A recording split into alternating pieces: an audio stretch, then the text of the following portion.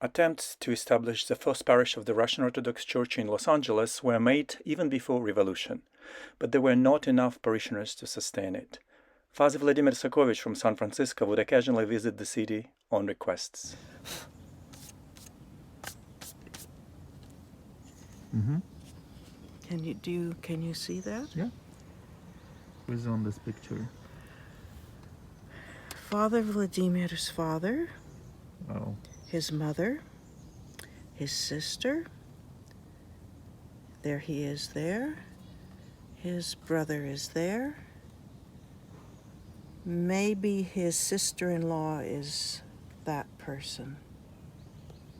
And my babushka is right there.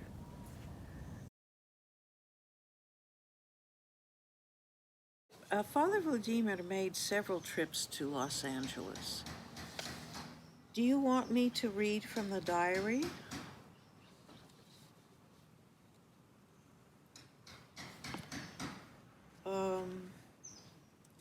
The diaries that have survived are from 1929, 1930, 1931, up until either 6 weeks or 1 month before his death.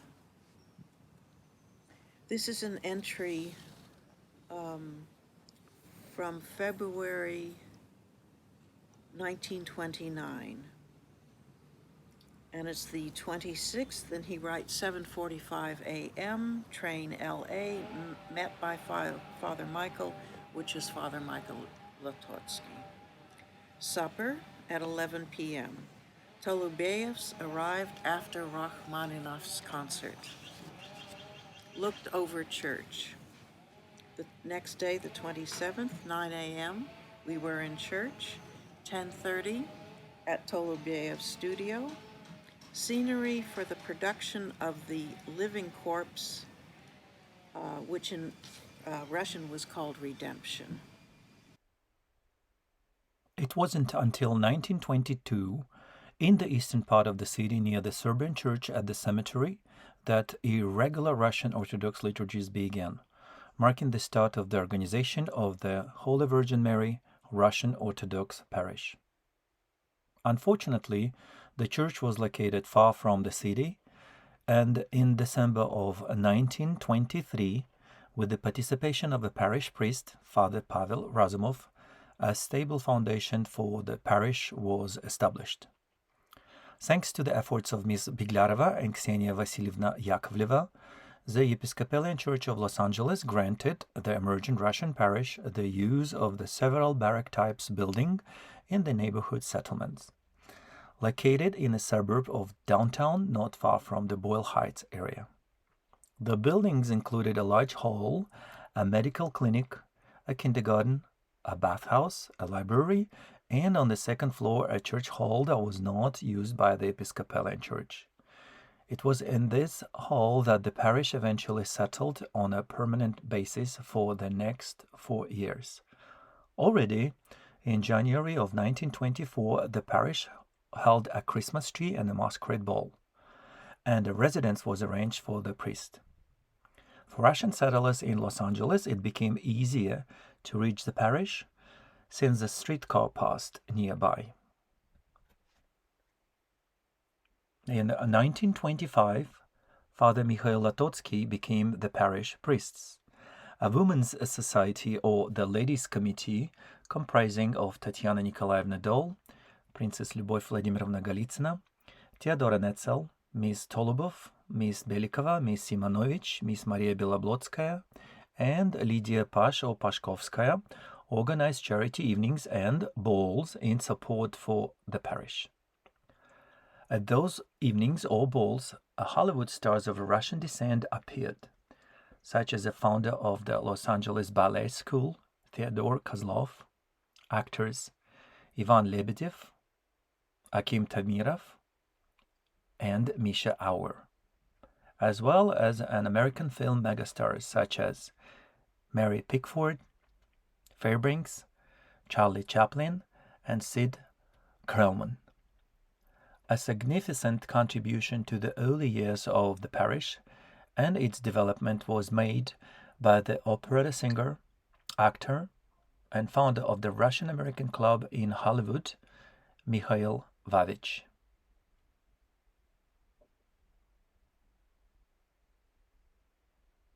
In 1927, one of the founders of the parish, a Hollywood Studios artistic director, Alexander Tolobov, worked on the film The Cossacks, which was released in 1928. For this film, a Cossack village with a church was built. And this church apparently became the prototype for the future church constructed in 1928.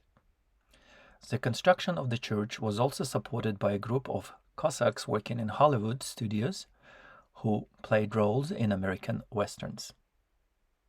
A major role in the financial stability of the temple was played by Miss Tatiana Nikolaevna Dol.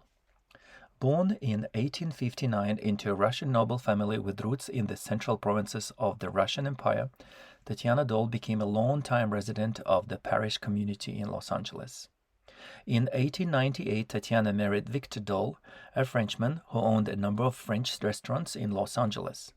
At that time, the French made up nearly 30% of the city's population, and Victor Dol quickly established himself as one of the most renowned real estate magnates in the city.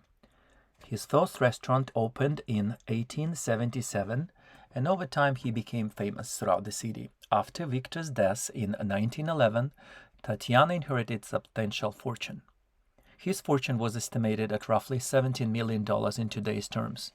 Tatiana herself inherited more than $200,000 in today's equivalent and received an annual rental income of about $15,000 from the 2 commercial properties in the city center on Broadway, as well as 2 land plots on the beach in Venice.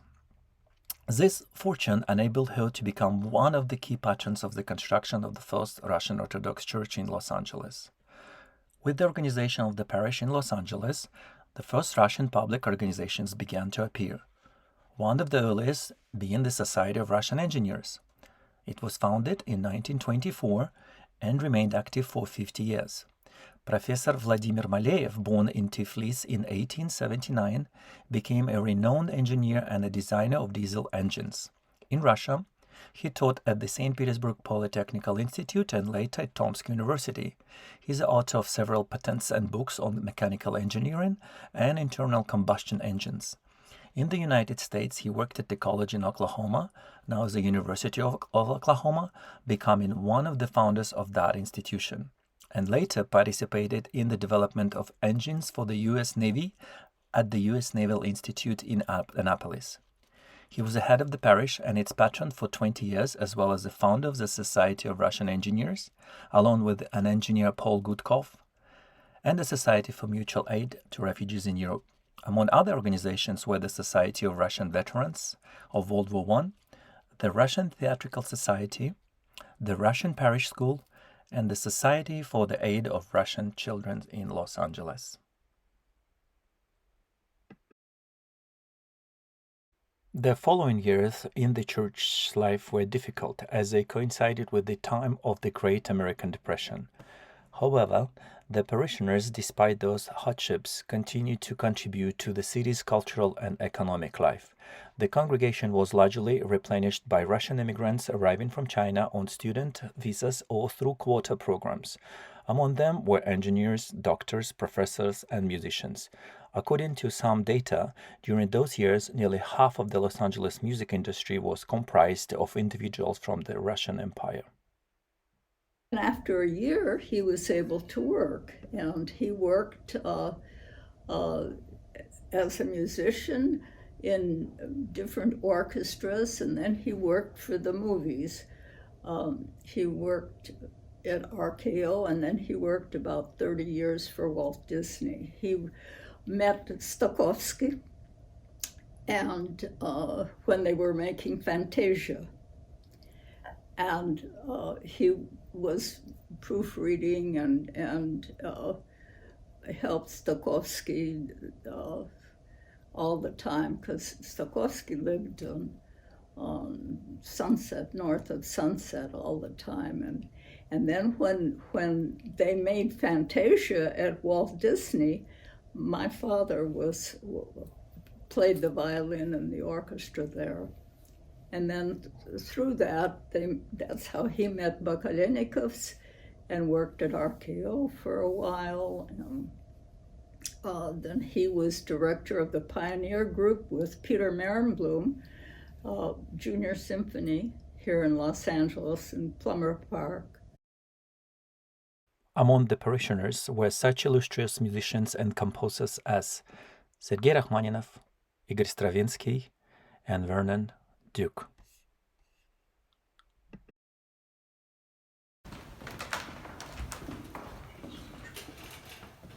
С его мощами.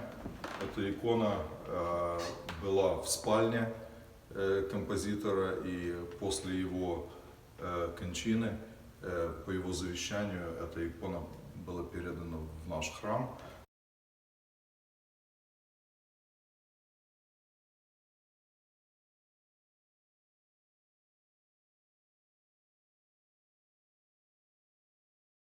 I saw Stravinsky, and I saw also the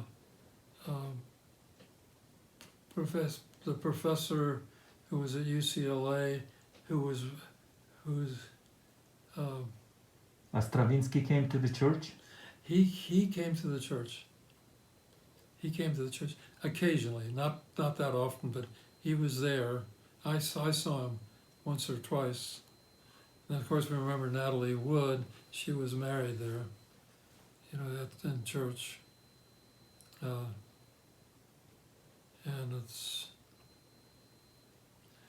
I had a girlfriend. She was the Kulayev Fund. That was her grandfather, and she was in a class with Natalie Wood at the church, and Natalie Wood's sister also was there. Vernon Duke, he would be there almost every day. Once he met my father, he would come and just have very, very long conversation with father. He would also talk to me to less extent, but he would talk still quite a lot to me too.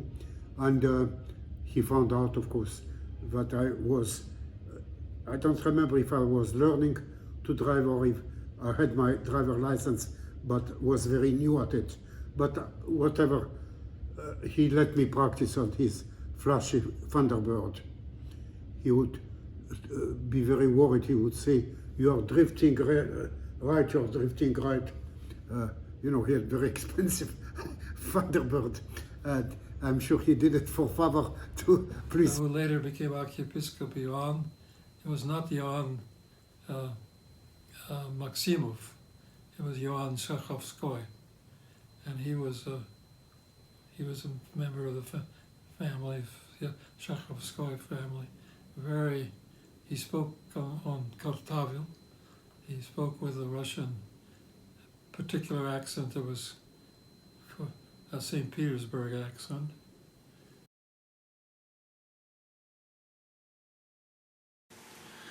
I was 8 years old when my family immigrated from Germany as displaced persons. We immigrated to the US and were brought across the Atlantic by a ship that had been a troop ship during the war. I have a few memories of that. But when we arrived in Los Angeles by train, from New Orleans, that's where the ship came to land.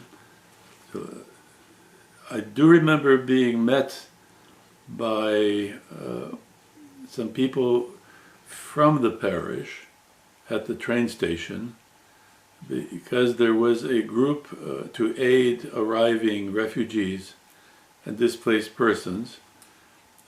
To the best of my knowledge, I would not have known that at that time, but to the best of my subsequent knowledge, that effort was begun, was created by Archbishop John Shekhovskoy when, for a relatively short time, he was priest in Los Angeles. And he gathered some supportive people to aid in the process of welcoming arriving refugees and displaced persons.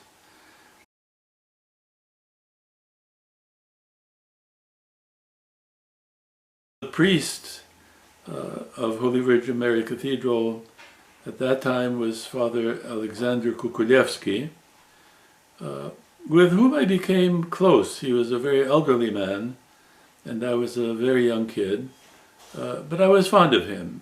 He was an interesting person, an interesting priest. Eventually, I learned from some forays into studying history of the Metropolia, of the Orthodox Church in America, that Father Kukulevsky was a very prominent figure in our church. He came as a young man and missionary to the United States. He was a friend of Metropolitan Leonti before Metropolitan Leonti was a monk or a bishop. They were both Father Leonid Turkevich, subsequently Metropolitan Leonti, and Father Alexander were delegates to the All-Russian Church Council of 1917-1918. But in various descriptions and archives, I learned that after Father Kukulevsky's death, I learned that he was a key figure in some of the debates about the future of the Orthodox Church in North America when he was a younger and very active man. He served in several parishes on the East Coast. Among them, for a short time, was St. Nicholas Church in Whitestone. Among them, for several years, was Holy Trinity Church in Brooklyn. Eventually, he ended up as a priest on the West Coast. A vivid memory for me was the occasion when Metropolitan Leonti came to his funeral, flew from New York to Los Angeles to be at the funeral of his old friend.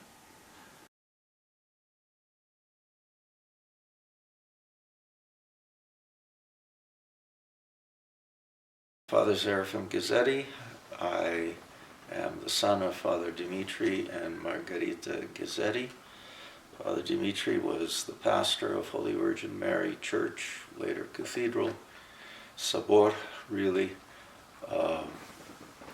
from March 1 of 1957 until 1978.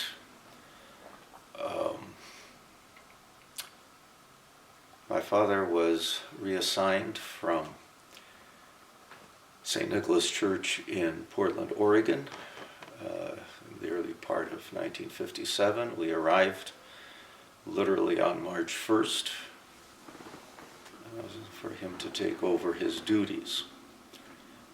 We lived in the house at 646 Micheltorena. The house doesn't exist anymore. It was considered the rectory.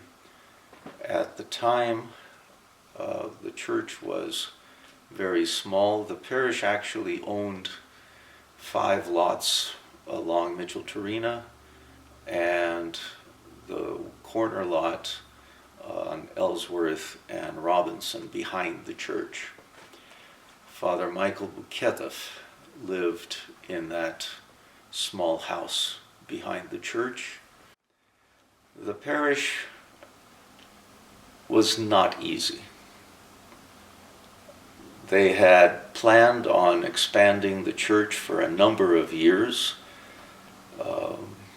The parish was huge. The norm was that for every actual member, you had 10 other people that would be served by the parish. We had over 300, roughly 350 members, which meant that we served a community of 3,500. My father spent a lot of time on the road traveling. We, at that time, covered essentially everything from Santa Barbara to San Diego. One of our parishioners, Vera Jones, was in Palm Springs. There were others all the way through Bakersfield, you name it, throughout the entire Los Angeles basin. St. Innocent's at that time was strictly English, so all of the Russian speakers were being served from Holy Virgin Mary. Within 3 years, my father managed to expand the church. They finally agreed on an architect, they agreed on a design, and over the course of several months in 1960, the church was pushed out. The back part was retained. It was actually almost all of the existing nave, and just from the choir and altar that was chopped out, and the addition was put on there. In the 1960s, recognizing the need to accommodate the descendants of the first and the second waves of immigrants and mixed marriages, and to attract new parishioners to Orthodoxy, the parish began holding service in English, and over time established an English-speaking choir. Among the English-speaking parishioners who became notable within the church were Bishop Tikhon of Western America, who began his ministry at the Holy Virgin Parish in 1972, and then led the Western American Diocese from 1987 to 2006. Archbishop Benjamin of Western America, who received holy baptism in our cathedral in 1972, and has headed the Western American See since 2004. Bishop Alexander Golitsyn, grandson of the parish founder Princess Lyubov Golitsyn, and Bishop Gerasim of Dallas, who served in our parish in 2012. Archbishop Benjamin asked me to come to Holy Virgin Mary, and I was happy to come to, where I began my priesthood with Father Dimitri and to return here. Father Michael Senya was the rector at that time. I was very happy to be his assistant, and we worked together very well. And then Father Senya left, and I was appointed rector of this wonderful, wonderful church where I had so many memories, from no school to a school, no bell tower to a bell tower, and I revived summer camp again. We had beautiful several summer camps with the kids.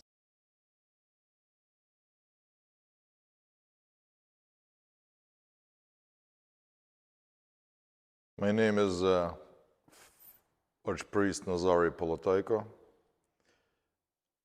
By God's blessing, I am a rector of Holy Virgin Mary Russian Orthodox Cathedral in Los Angeles from October of 2015 to present day.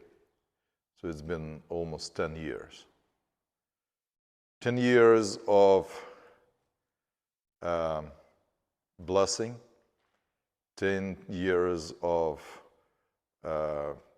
service, 10 years of working together with the people of this God-blessed community for the glory of God. In this 10 years, many things were done. When we arrived in October of 2015, parish was rejoicing because Father Nicholas Boldarev, who was a priest before me, he wanted to retire for a long time, and he made all the efforts to find a substitute for himself, and that was by the blessing of Archbishop Benjamin. The cast fell on me, unworthy. I came here, and first thing that I noticed, that at that time the community served 2 divine liturgies, which is a great idea when you have a big community, when you have several clergy. But in that present time, what kind of caught my eye and my attention was fact that people that were coming to early English liturgy and people that came for late Slavonic liturgy, unfortunately didn't know each other. It was almost 2 communities in one. And somehow it didn't feel right. The first Great Lent, it's happened that way, that a substitute priest that was able to come and help with the second Divine Liturgy, he left Los Angeles, and we went to one bilingual liturgy with a common meal after Divine Liturgy in the parish hall. And that little thing, in a very short time, made 2 communities into one family, with very little effort on my part. The second big project that took several years is to reorganize the educational program of Cathedral. The school at the Cathedral is almost 100 years old, but if before school and Cathedral were able to be one integral part of Holy Virgin Mary community, because of demographic issues and other issues, by 2015, 2016, people that came to Saturday Russian school were not able to come a second time to Sunday liturgy and services. So after much deliberation with the parish council and youth leadership, we made a decision that change to our educational programs had to be done. So we completely reorganized our school, moving it to Sunday afternoon, and making everything possible. And the most important part of the school education is that kids actively participate in Divine Liturgy, commune of the holy gifts of the body and blood of our Lord and Savior Jesus Christ, and then go to learn the subjects such as law of God, the history of the Orthodox Church, the history of Orthodox Church in America, the Russian language, Russian literature, and the theater, and all other subjects that were in the school program before. So by doing that, we increased the amount of young people in the church, again with minimal efforts, but with great results.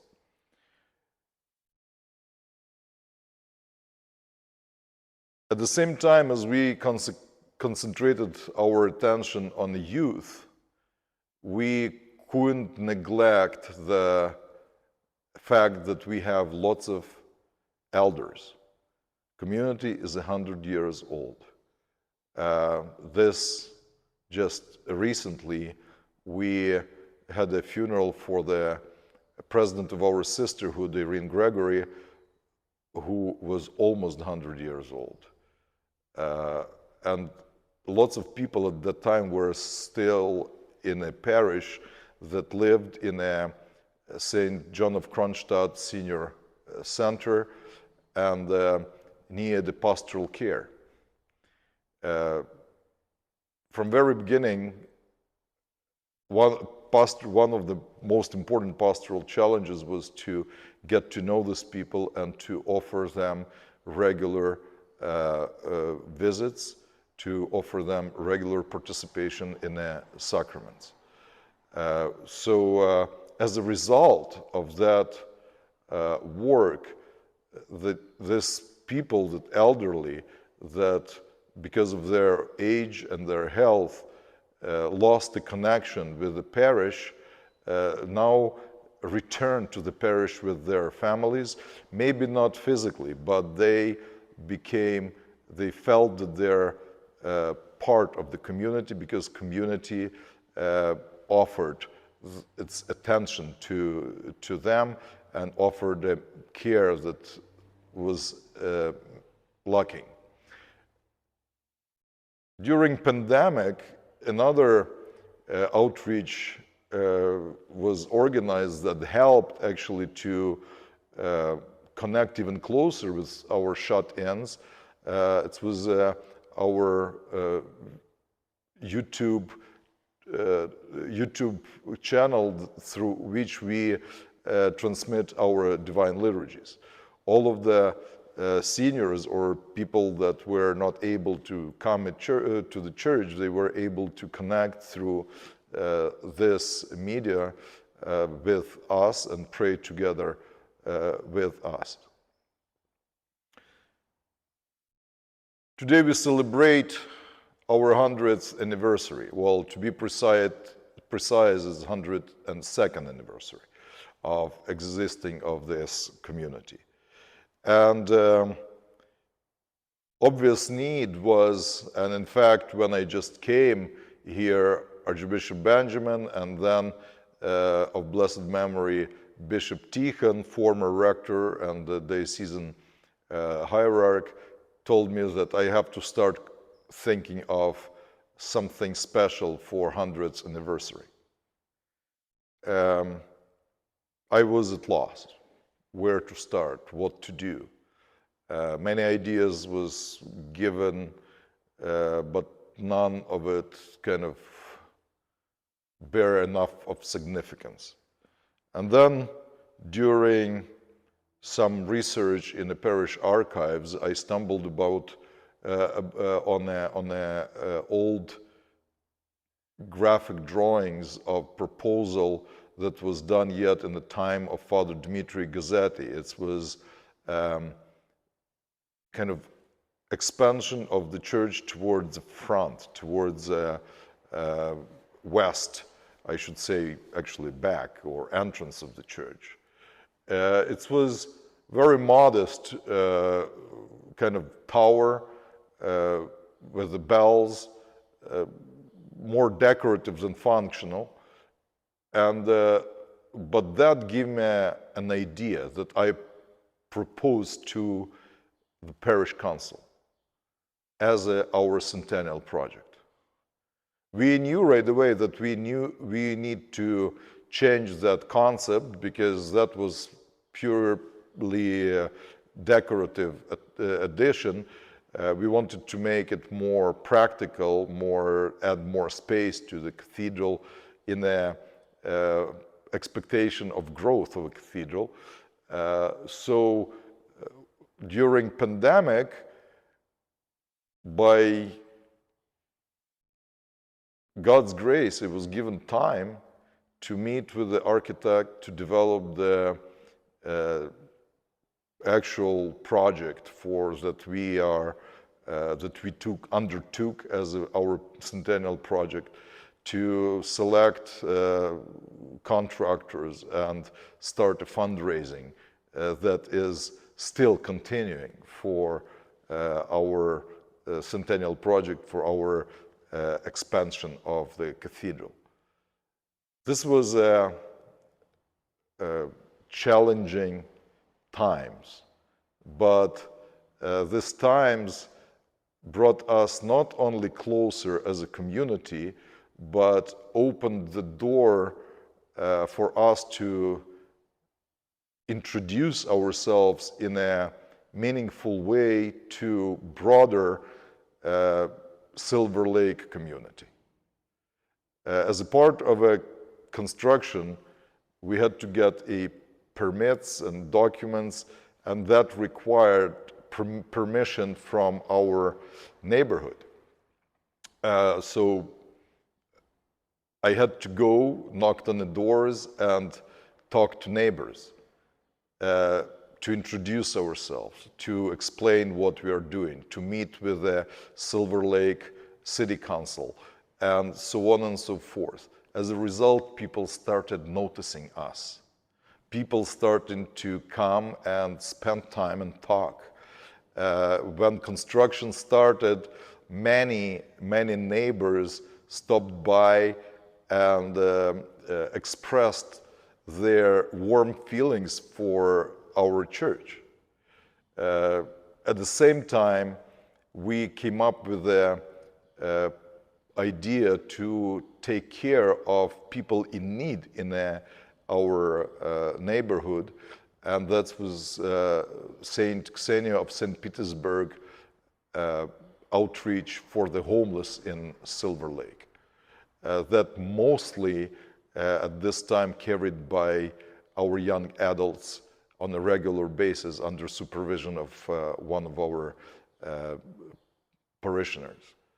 So this 10 years and preparation for this milestone of 100 years celebration was very busy 10 years, but at the same time busy and you can say sometimes even exhausting, not only for me as a priest, but I'm sure that for parish council, for committee members, for all clergy and staff of cathedral, but I hope it also was just as rewarding and a grace-filled experience that I hope we will continue to offer and at the same time to receive God's blessings for our mission in Los Angeles, for our mission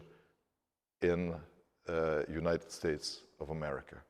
May God bless all of us, and may God bless our community, our parish for next 100 years.